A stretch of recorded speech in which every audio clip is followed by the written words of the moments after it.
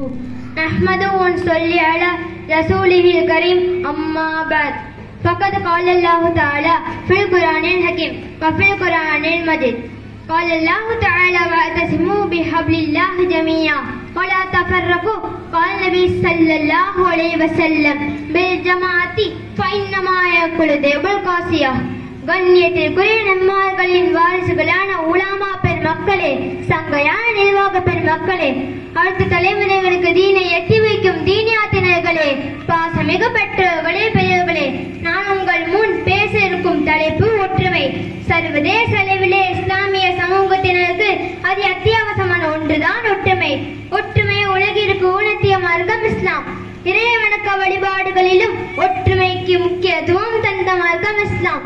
தனியாக தொழுவதை விட கூட்டாக ஜமாத்துடன் தொழுவதற்கு 27 மடங்கு அதிகமான நன்மையை கொடுத்து சிறப்பித்தும், ஒற்றுமையின்றி வீட்டில் தனியாக தொழுவர் வீட்டை தீட்டு எரிக்க வேண்டும் என மனம் நாடுகிறது என நபிகளால் கூறி வேற்றுமைக்கு வேட்டு வைத்த மார்க்கம் இஸ்லாம்.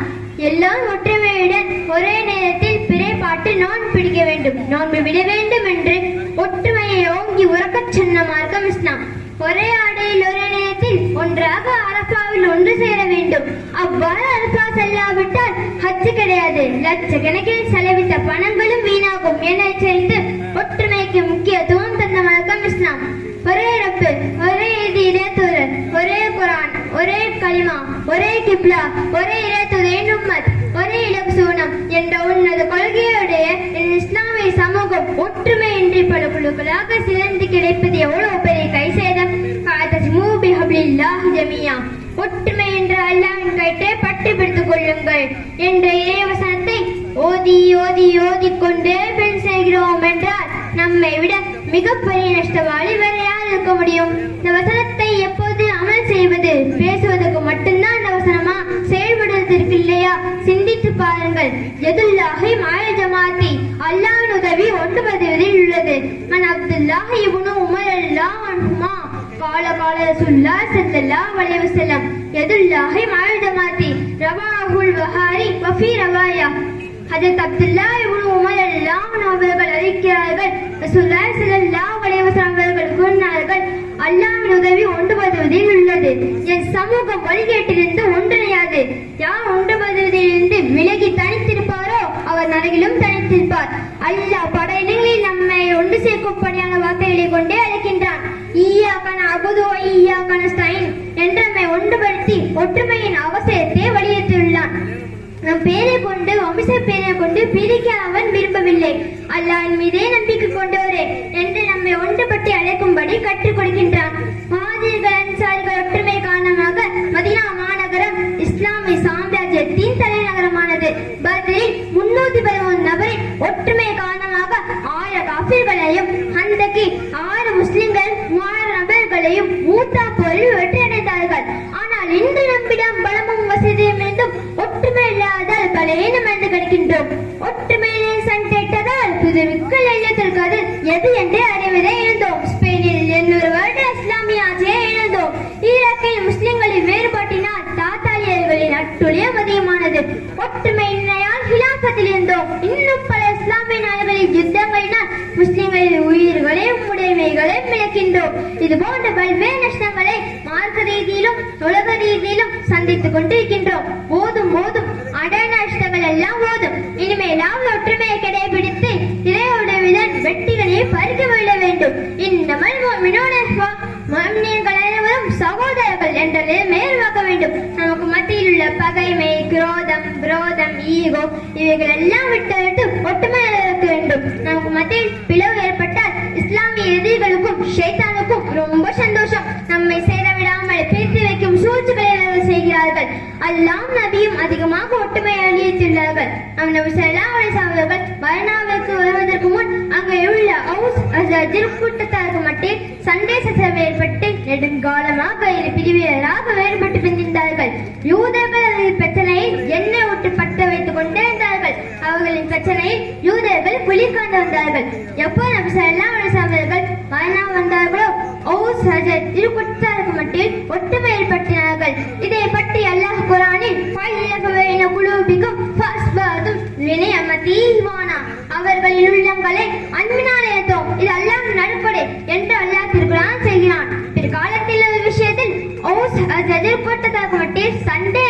பொழுது அங்கே நபி ஸல்லல்லாஹு அலைஹி வஸல்லம் அவர்கள் வந்து சமாதானப்படுத்தினார்கள்.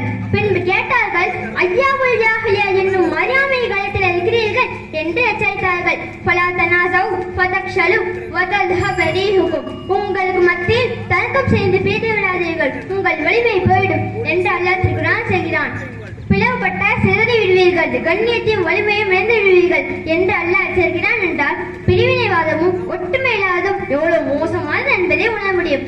நம்ம நபி ஸல்லல்லாஹு அலைஹி வஸல்லம் அவர்கள் கூறினார்கள், قال நபி ஸல்லல்லாஹு அலைஹி வஸல்லம் பில் ஜமாத்தி ஃபைன்னமா யகுலு ஜபல் காசியா, நீங்கள் ஜமாத்தை பற்றி பிடித்துக் கொள்ளுங்கள், ஏனென்றால் தனித்திருப்பு மாட்டை தான் நம்மால் சாப்பிடும். எனவே நமக்கு மத்தியில் பிளவு ஏற்பட்டால் இஸ்லாத்தை எதிர்கள் நம்மளை அழைத்து விடுவார்கள். இந்த அதுதான் நடைபெற்றுக் கொண்டிருக்கிறது. குடும்பங்களிலும் முஹல்லாக்களிலும் ஊர்களிலும் சர்வதேசங்களிலும் வேற்றுமையின் விஷயம் நம்ம துன்யாவை மாகியத்தையும் வைத்திருக்கிறது. தௌஹீதத்தில் காஃபிரும் நாளிகளெல்லாம் அவர்கள் கொலை கொள்ளாத ஒதுக்கேற்கப்பட்டிருந்த போது நசராக்களிலிருந்து அழைப்பு வந்த போது காஃபிரெல்லாம் அவர்கள் எழுதார்கள். மாறாக அவர்கள் பின் செல்லவில்லை, இஸ்லாத்தை ஒற்றுமை உழைக்கவில்லை. மாவேல்லாம் அன்ஹு அலிரல்லாம் அன்ஹு பிரச்சனை மாநாட்டு மன்னர் மாவேல்லாம் அன்ஹு அவருடன் படையெடுக்கிறேன் என்று கடிதம் எழுதும்போது மாவே அலிஸ்லாம் அவர்கள் பதில் கடிதத்தில் ரோம் நாட்டு நாயே எனக்கும் அளிக்கும் கருத்து வேறுபாடுகள் இருந்தாலும் அலிரல்லாம் அவர்கள் ரோமுடன் போர் புரிய படை அனுப்பினால் அந்த படையை முதலாளாக நான் படை அனுப்பினார்கள். மாவே அலிஸ்லாம் அவர்கள் எதிர்வுடன் கைகோர்க்கவில்லை, இஸ்லாத்தை ஒற்றுமை உடைக்கவில்லை. மூசா அலைஹிஸ்ஸலாம் அவர்கள் அல்லாஹ்வை சந்திக்க சென்று திரும்பிய போது பனி இஸ்ராயேல் கூட்டத்தினர் காலை கண்டே கடவுளாக வணங்க ஆரம்பித்தார்கள். மூசா அலைஹிஸ்ஸலாம் ஹாரூன் அலைஹிஸ்ஸலாம் தாடிப்பிடித்து இவர்கள் ஏன் சீர்திருத்தவில்லை கோபமா கேட்க போது ஹாரூன் அலைஹிஸ்ஸலாம் இவர்களை சீர்திருத்த போனால் இவர்கள் பிரிந்து விடுவாரோ அந்த அச்சத்தினால் செய்யவில்லை என்றார்கள். நபிமார்கள் ஷிர்க் செய்தாலும் வந்து பணிதாபத்தை செய்து முஸ்லியரா ஆக்கிவிடலாம், ஆனால் பிரிந்து விட்டால் சிரமமான காரியமாகும். எனவே அன்பானவர்களே, நமக்கு மத்தியில் ஆயிரம் கருத்து வேறுபாடுகள் இருந்தாலும் மனக்கசப்புகள் இருந்தாலும் அதை மறந்து உள்ளத்தால் ஒன்றிணைந்து விட்டால் இந்த உம்மத்தையும் ஷரியத்தையும் எந்த ஆட்சியாளராலும் எந்த எதிரிகளாலும் ஒன்றும் செய்ய முடியாது. எனவே அல்லாஹ் தஆலா முஸ்லிம்களுக்கு ஒற்றுமையையும் ஈழக வெற்றியையும் தருவானாக. ஆமீன். அஸ்ஸலாமு அலைக்கும் வரஹ்மத்துல்லாஹி வபரகாத்துஹு. மகன் முஹம்மது நௌஃபல் அவர்கள்.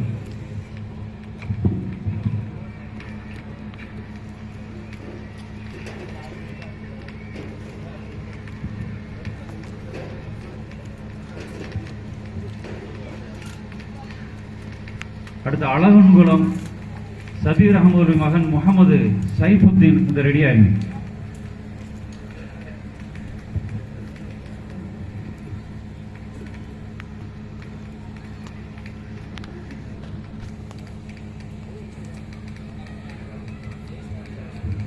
السلام عليكم ورحمة الله تعالى وبركاته. الحمد لله رب العالمين والعاقبة للمتقين والصلاة والسلام على رسوله الكريم. أما بعد فقد قال الله تعالى في القرآن العظيم وفي الفرقان المجيد. أعوذ بالله من الشيطان الرجيم. بسم الله الرحمن الرحيم. لقد كان لكم في رسول الله أسوة حسنة. صدق الله العلي العظيم. وقال نبينا صلى الله عليه وسلم بعثت لأتمم حسن الأخلاق. وصدق رسوله النبي الكريم. இந்த மாபெரும் பேச்சு போட்டிக்கு தலைமை தாங்கி நடாத்தி கொண்டிருக்கும் கண்ணியத்திற்குரிய தலைவர் அவர்களே, முன்னிலை வகிக்கும் நிர்வாக பெருமக்களே, மதிப்பிற்குரிய உஸ்தாதுமார்களே, நடுவர் அவர்களே, பெரியவர்களே, தாய்மார்களே மற்றும் என் போன்ற இந்த போட்டிக்கு பங்கு பெற வந்திருக்கும் மாணவ நண்பர்களே, நம்ம அனைவர்களின் மீதும் அல்லாஹ்வின் சாந்தியும் சமாதானமும் வற்றா கருணையும் என்றென்றும் நின்றும் நிலவட்டுமாக. ஆமீன் என்று துஆ செய்தவனாக என் உரையை ஆரம்பம் செய்கின்றேன். நான் இங்கு பேசுவதற்கு எடுத்துக்கொண்ட தலைப்பு அண்ணல் நபிகளாரின் அழகிய முன்மாதிரி. அன்பானவர்களே, இவ்வுலகில் இன்றைய காலத்தில் உள்ளவர்களில் பலர் நான் இவருடைய ரசிகன், இவரை எனக்கு ரொம்ப பிடிக்கும், இவர் என்ன செய்கிறாரோ அதை நானும் செய்வேன் என்று அலட்டிக் கொள்கின்ற சமூகம் தற்போது அதிகரித்து வருகிறது. இந்த நிலையில் மைக்கேல் ஹச் ஹார்ட் என்பவர் தான் எவருடைய ரசிகனாக இருக்க வேண்டும் என்பதற்காக பல சோதனைகளை செய்து தி 100 என்ற ஒரு புத்தகத்தை எழுதுகிறார். அப்போது தி 100 அந்த 100 பேர் என்ற நூலில் உலகத்தின் மிக பெரிய ரசிகத்தை அதாவது தாக்கத்தை ஏற்படுத்திய நபர்களில் 100 நபர்களை தேர்வு செய்கிறார். அதில் முதலிடத்தை நபி ஸல்லல்லாஹு அலைஹி வஸல்லம் அவர்களுக்கு தந்துள்ளார். இவ்வாறு முதலிடத்தை நபி ஸல்லல்லாஹு அலைஹி வஸல்லம் அவர்களுக்கு தந்ததற்கு காரணம் கூறும் பொழுது, உலகில் உள்ள எல்லா துறைகளிலும் ஒரு சேர மகத்தான வெற்றி பெற்றவர் முஹம்மது நபி ஸல்லல்லாஹு அலைஹி வஸல்லம் அவர்கள் என்றும், நபி அவர்களை உலகை விட்டு பிரிந்து 14 நூற்றாண்டுகளுக்கு பிறகு அவர்களின் வாழ்வை எல்லா துறைகளிலும் பின்பற்றி வரும் நிலை பரவி நிற்பது தலை சிறந்து விளங்குகிறது என்று கூறியுள்ளார். ஆம் அன்புள்ளவர்களே, நபியை விடவா உங்களால் ஒரு அழகிய முன்மாதிரியை அடையாளம் காட்டிவிட முடியும்? ஒரு நாட்டின் மாமன்னராக இருந்த போதிலும் கடைசி வரையிலும் குடிசையிலே வாழ்ந்த முஹம்மது நபி ஸல்லல்லாஹு அலைஹி வஸல்லம் அவர்களை விடவா உங்களால் ஒரு அரசியல் தலைவரை அடையாளம் காட்டிவிட முடியும்? அடிமையாக இருந்த பிலால் ரலியல்லாஹு அவர்களை முதலாக பள்ளிவாசலுக்கு தொழுகைக்கு அழைப்பு கொடுக்க வைத்த அகில உலகின் வழிகாட்டியான நமது சர்தார் நபியை விடவா உங்களால் ஒரு சாதி மறுப்பாளரை அடையாளம் காட்டிவிட முடியும்? உறவுகளிலே தாய்க்கு தான் முதலிடம் என்று சுட்டிக்காட்டிய முத்து நபி அவர்களை விடவா உங்களால் ஒரு பெண்ணியவாதியை அடையாளம் காட்டிவிட முடியும்? கல் போன்ற கரையான மனிதர்களிடம் கனிவாக பேசிய கருணை நபி அவர்களை விடவா நம்மால் ஒரு சீர்திருத்தவாதியை அடையாளம் காட்டிவிட முடியும்? இப்படி அல்லாஹ்வை பற்றி பேசினால் பேசிக்கொண்டே இருக்கலாம். சரி, வாருங்கள். அல்லாஹ் தஆலா தன் அல்மறையில் நபி ஸல்லல்லாஹு அலைஹி வஸல்லம் அவர்களின் நடைமுறையை பின்பற்றுவது பற்றி என்ன கூறுகிறான் என்று பார்ப்போம். லக்கத் கான லக்கும் ஃபீ ரசூலில்லாஹி உஸ்வத்துன் ஹஸனா. நிச்சயமாக அல்லாஹ்வின் தூதரிடம் ஒரு அழகிய முன்மாதிரி உங்களுக்கு இருக்கிறது என்று கூறுகிறான். அல் குர்ஆன் 33:21.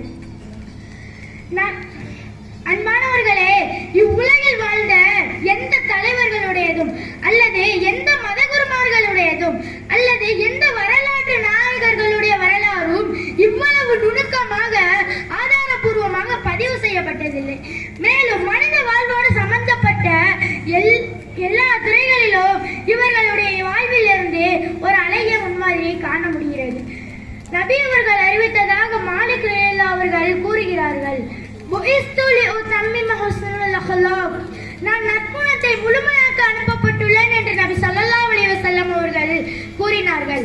நூல் முஅத்தா மாலிக். அன்பானவர்களே, அன்னலாரின் வாழ்வில் ஏராளமான படிப்பினைகள் உள்ளன. உதாரணமாக, அவர்கள் அல்லாஹ்வின் அரிய தூதராக இருந்தும் அடக்கமானவர்களாக இருந்தார்கள். அரபு நாடு மட்டுமல்ல, அதற்கு அப்பால் உள்ள நாடுகளிலும் அவர்களை இறை தூதராக ஏற்றுக்கொண்ட போதிலும் அவர்கள் எளிமையாக இருந்தார்கள். சுருங்க சொன்னால், அனைத்து விஷயத்திலும் அறிவு, ஆண்மை, வீரம், விவேகம் ஆகியவற்றின் இல்லமாக இருந்தார்கள். நான் மேலே குறிப்பிட்ட நபிமொழியை நபி அவர்கள் தன் தோழர்களுக்கு மத்தியில் கூறும் பொழுது, நற்பண்புகளால் என்ன பயன் என்று வினவப்பட்டது. அதற்கு நபி அவர்கள் கூறினார்கள், எனது உயிர் எவனது கைவசத்தில் உள்ளதோ அந்த அல்லாஹ்வின் மீது சத்தியமாக நற்பண்புகள் உள்ளவர்களே சொர்க்கம் புகுவார்கள் என்று கூறினார்கள். மீண்டும் நற்பண்புகள் யாவை என்று கேட்டபோது, ஒற்றுமையுடன் இருப்பது, நல்லறம் புரிவது, சலாமில் முந்திக் கொள்வது, நோயாளியிடம் நலம் விசாரிப்பது, நல்லவரா கெட்டவரா என பாராமல் ஜனாசாவில் கலந்து கொள்வது, முஸ்லிமா முஸ்லிம் அல்லாதவரா என்று பாராமல் அண்டைய அயலாருடன் அன்புடன் நடந்து கொள்வது. நான் இங்கு குறிப்பிட்ட அனைத்து நல்ல தன்மைகள் அனைத்தும் அன்னலாரின் வாழ்வில் அன்றாட பண்புகளாக அமைந்திருந்தது. எனவே அல்லாஹ்வும் ரசூலும் கூறுவதை போன்று அன்னலாரின் அழகிய முன்மாதிரியை பின்பற்றி வாழ்வதில்தான் வாழ்க்கை சீராகும். அதற்கு மாறாக மற்றவர்களை, இன்னும் இதற்கு தகுதி இல்லாதவர்களை பின்பற்றினால் வாழ்க்கை சீரழியும் என்பதை தங்களின் முன் மீண்டும் ஒரு முறை நினைவுபடுத்திக் கொள்வதோடு, அன்னலாரின் அழகிய முன்மாதிரியை பின்பற்றி வாழும் நற்பாக்கியத்தை வல்ல ரஹ்மான் நம் அனைவருக்கும் தந்தருள் புரிவானாக. ஆமீன். வாய்ப்பளித்த அல்லாஹ்விற்கும் இவ்வில்லா குழுவினருக்கும் நன்றி என்னும் ஜஸாக்கல்லாஹு ஹைரா என்று கூறி என் உரையை நிறைவு செய்கின்றேன். வாஹிர தஅவானா அல்ஹம்துலில்லாஹி ரப்பில் ஆலமீன். அஸ்ஸலாமு அலைக்கும் வரஹ்மத்துல்லாஹி தஆலா பரகாத்துஹு. அடுத்து அழகன்குளம் சபீர் அகமது அவர்களுடைய மகன் முகமது சைஃபுத்தீன். அடுத்து வழுதூர் யூசுப் அவர்கள் மேலும் முகமது ஃபாரிஸ் ரெடியாரி.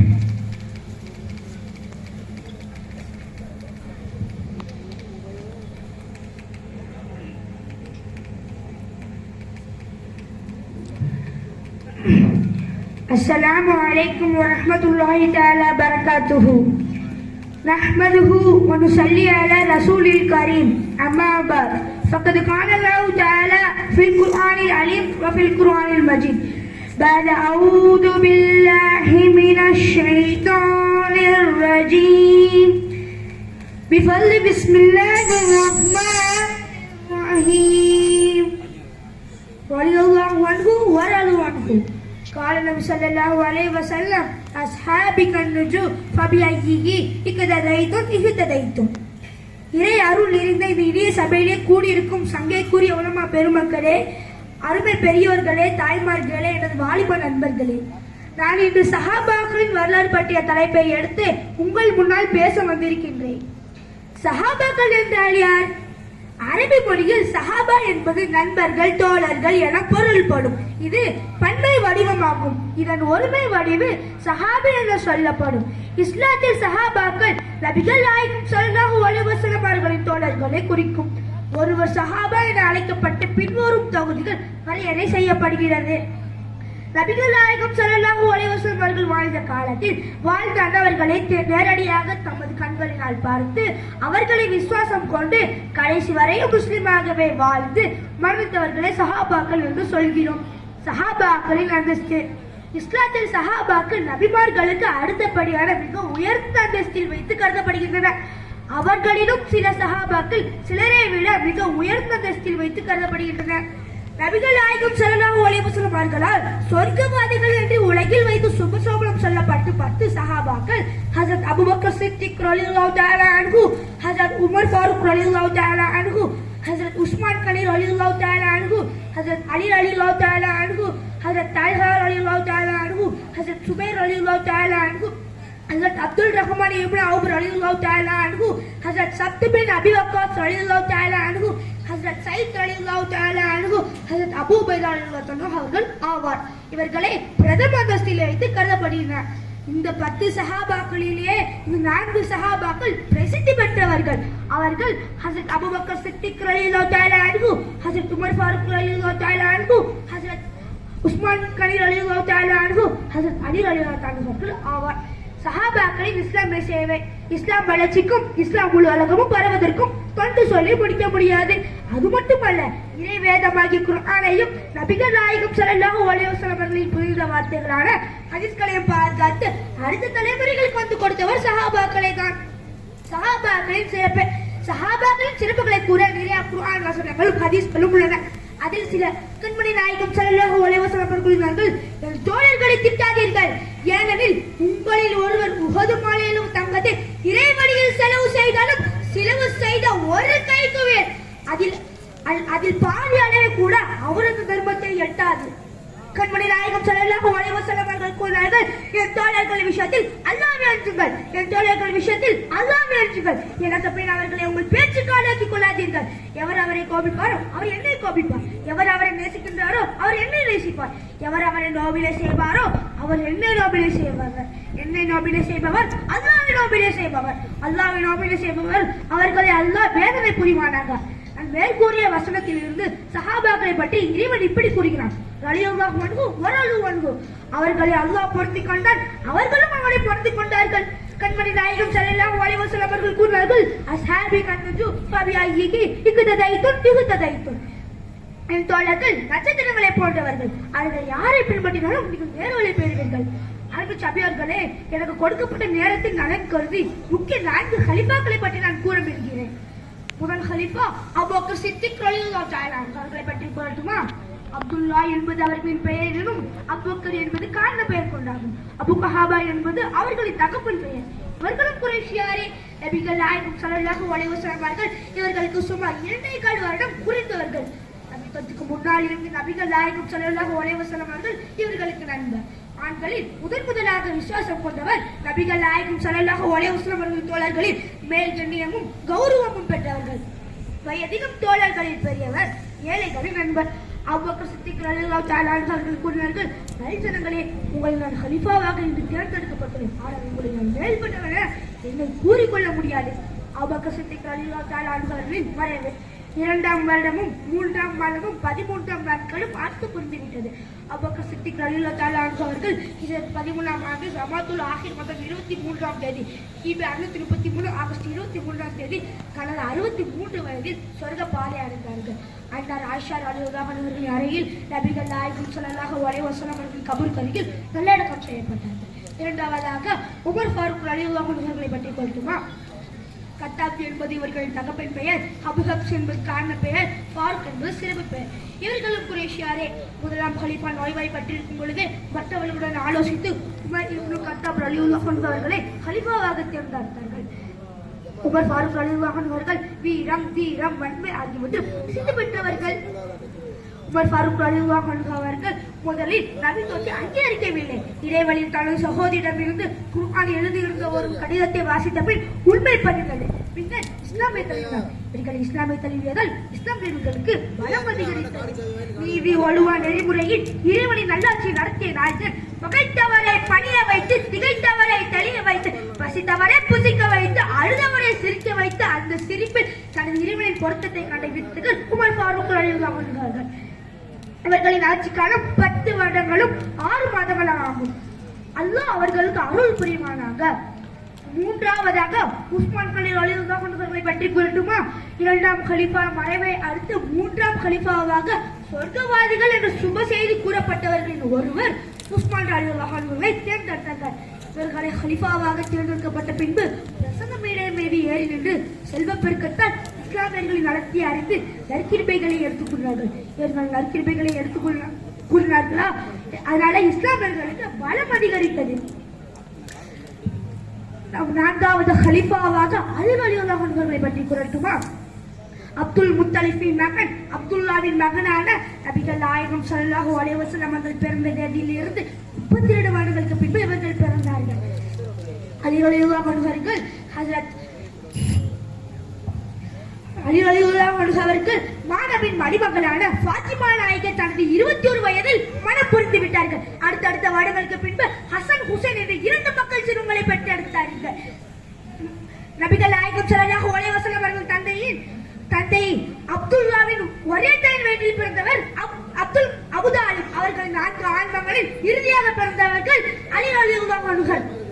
ஆக கண்ணியமிக்க அவர்களே, என் நண்பர்களே, சஹாபாக்களின் அந்தஸ்து உயர்ந்தது, சஹாபாக்களின் அந்தஸ்து உயர்ந்தது என்று கூறி இந்த உலமா பெருமக்கள் இருந்து இந்த சபைக்கு மீண்டும் என உள்ளங்கணங்க சலாத்தை தெரிவித்து நான் என் சுற்றுரையை முடித்துக் கொள்கிறேன். வாக்கிர் தவானா அல்ஹம்துலில்லாஹி ரப்பில் ஆலமீன். அஸ்ஸலாமு அலைக்கும் வரஹ்மத்துல்லாஹி தஆலா பரகாத்துஹு.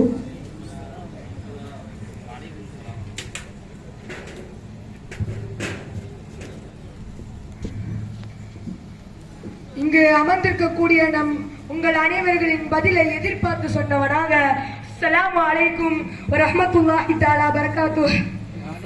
அளவற்ற அருளாளனும் நிகரற்ற அன்புடையனுமாகிய எல்லா